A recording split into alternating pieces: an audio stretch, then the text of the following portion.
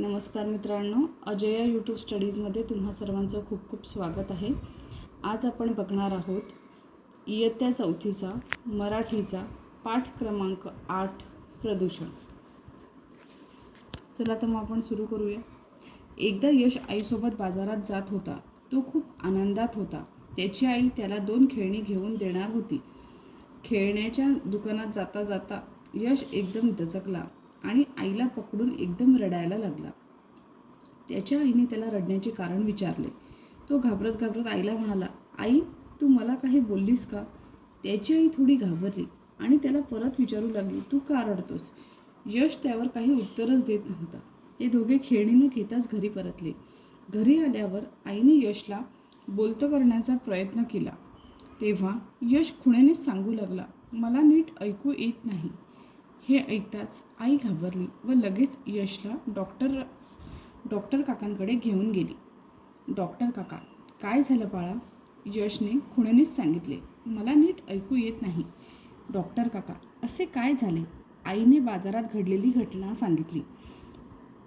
Doctor काकांनी यशला तपासले व सांगू लागले, बाळा, तुझ्या कानाच्या पडद्याला इजा झाली आहे, त्यामुळे तुला नीट ऐकू येत नाही। मी तुला काही औषधी देतो, ती तू वेळेवर घे। आई यशला घेऊन घरी जाते। 15 दिवसानंतर यश आणि आई डॉक्टर काकांकडे जातात। डॉक्टर काका, कसं आहेस बाळ? यश, मस्त। डॉक्टर काका, यश, तुला हे का झाले याचे कारण जाणून घ्यायचे आहे। यश, हो काका, मला सांगा, असे का झाले? डॉक्टर काका, ऐक तर मग, तू बाजारातून जात असताना अचानक एक गाडी तुझ्या जवळ आली। खूप जोरात भोंगा म्हणजेच हॉर्न वाजवू लागली। त्या आवाजामुळे तुझ्या कानाच्या पडद्याला इजा झाली। यालाच ध्वनी प्रदूषण म्हणतात। आगगाड्या, विमाने, विविध प्रकारच्या मोटरगाड्या, मोटरसायकली, स्कूटर यांसारखी वाहने, इमारती बांधण्यासाठी वापरण्यात येणाऱ्या यांत्रिक हातोड्या, कॉन्क्रीट मिश्रक यंत्रे, रेडिओ ध्वनी क्षेपक, लाऊडस्पीकर, रस्त्यावरील लोक व फेरीवाले यांसारखे ते आपण टाळायला पाहिजेत। त्याचप्रमाणे जलप्रदूषण, वायू प्रदूषण यामुळे सुद्धा आपल्या शरीराला हानी पोहोचू शकते। आता यश, तू म्हणशील, जलप्रदूषण औद्योगिक प्रकल्प व मोठी शहरे वसली आहेत, लक्षावधी लोक शहरात राहतात। शहरवासियांनी विसर्जित केलेली घाण, गटारातील पाणी, कचरा, निरुपयोगी द्रव्ये, किरणोत्सर्गी पदार्थाचे कण नद्यात, नाल्यात, सरोवरात आणि महासागरामध्ये सोडले जातात। त्यामुळे सर्व जलाशयाचे पाणी प्रदूषित होते। तेच पाणी लोक पितात व आजारी पडतात। यालाच जलप्रदूषण म्हणतात।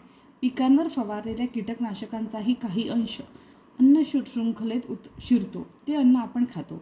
या प्रदूषणाचे परिणाम फारच गंभीर स्वरूपाचे असतात।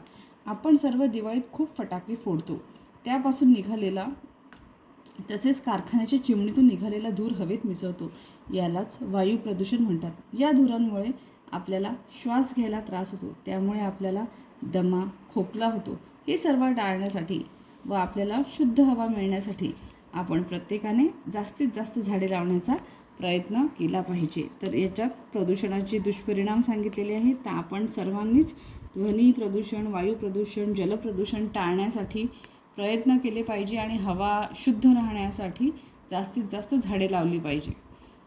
काही तुम्हाला याच्यामध्ये प्रॉब्लेम असेल तर तुम्ही मला विचारू शकता। धन्यवाद।